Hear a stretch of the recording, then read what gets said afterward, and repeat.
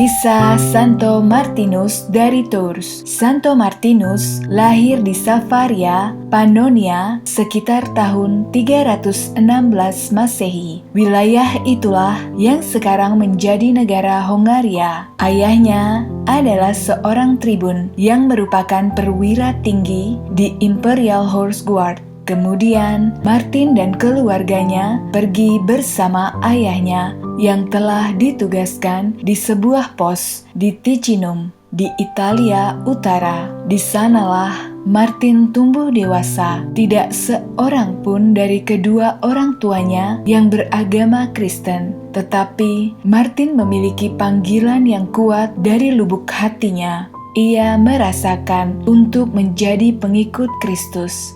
Pernah suatu hari ketika usianya 10 tahun, Martin diam-diam pergi dari rumahnya dan ia pergi ke sebuah gereja Katolik. Lalu ia belajar iman Katolik secara sembunyi-sembunyi supaya ia dapat dibaptis.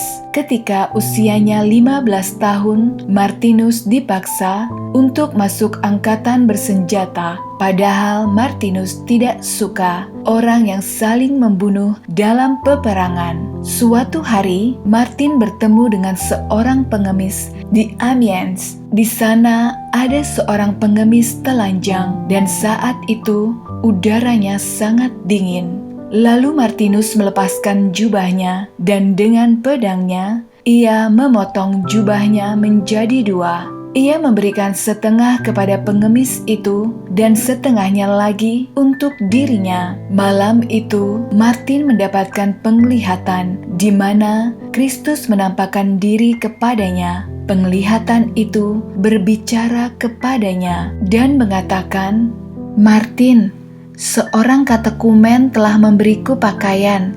Katekumen adalah orang yang mengajar iman Kristen pada abad-abad awal kekristenan. Hal itu adalah proses pengajaran yang panjang dan Martin sangat berdedikasi untuk itu. Esok paginya, Martin kemudian memohon agar ia segera dibaptis. Ia lalu mengatakan kepada dinas ketentaraan yang katanya, "Aku ini laskar Kristus.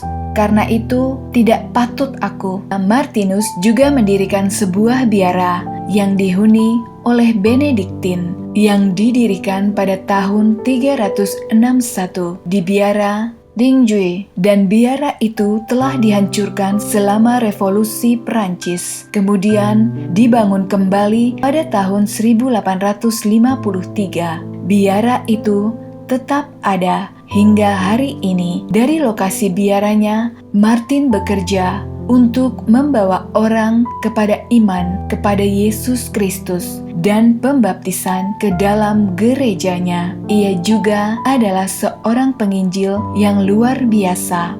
Martinus seorang imam dan seorang uskup yang hebat. Ia membagikan cinta kasihnya yang besar kepada siapa saja. Kemudian Martinus wafat di Cannes, Saint Martin, Galia pada tahun 397. Banyak peziarah yang mengunjungi makam Uskup Martinus yang kudus ini dan banyak mukjizat yang dilaporkan terjadi melalui perantaraannya. Dan relikwi Santo Martinus disemayamkan dalam basilika yang kini dikenal sebagai Basilica of Saint Martin di Tours, Perancis. Sebagian mantel Martinus yang disimpan untuk dirinya menjadi peninggalan yang sangat terkenal dan disimpan dalam oratorium Raja-Raja Frank di Abbey Marmontier dekat Tours.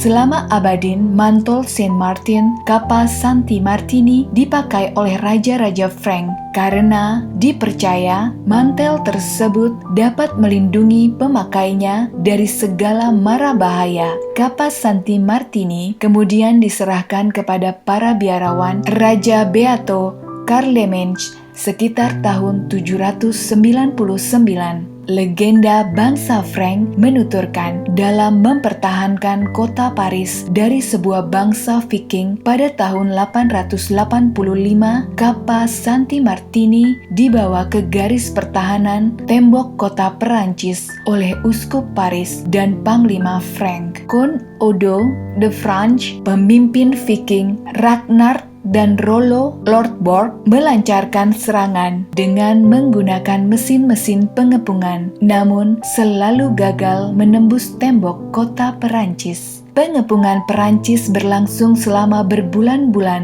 dan bangsa Viking tetap gagal menembus pertahanan tentara Frank. Pengepungan baru berakhir 886 ketika Raja Frank Charles III mengizinkan para Viking bergerak ke hulu sungai Seine untuk menyerbu dan menjarah Burgundy yang saat itu telah memberontak terhadap kekuasaan Raja Frank. Ketika Martin mencoba untuk menenangkan Druid untuk mengikuti Yesus Kristus dan meninggalkan kepercayaan pagan mereka, ia berani berdiri di jalur pohon suci yang sedang ditebang. Martin setuju dan dilewatkan oleh pohon pinus yang jatuh. Meskipun ia berdiri tepat di jalannya, hal ini secara luas dilihat sebagai mukjizat dan simbol bahwa pesan yang dia berikan tentang Yesus Kristus adalah benar. Dan kemudian banyak yang masuk agama Kristen. Penghormatan kepada Saint Martin menjadi populer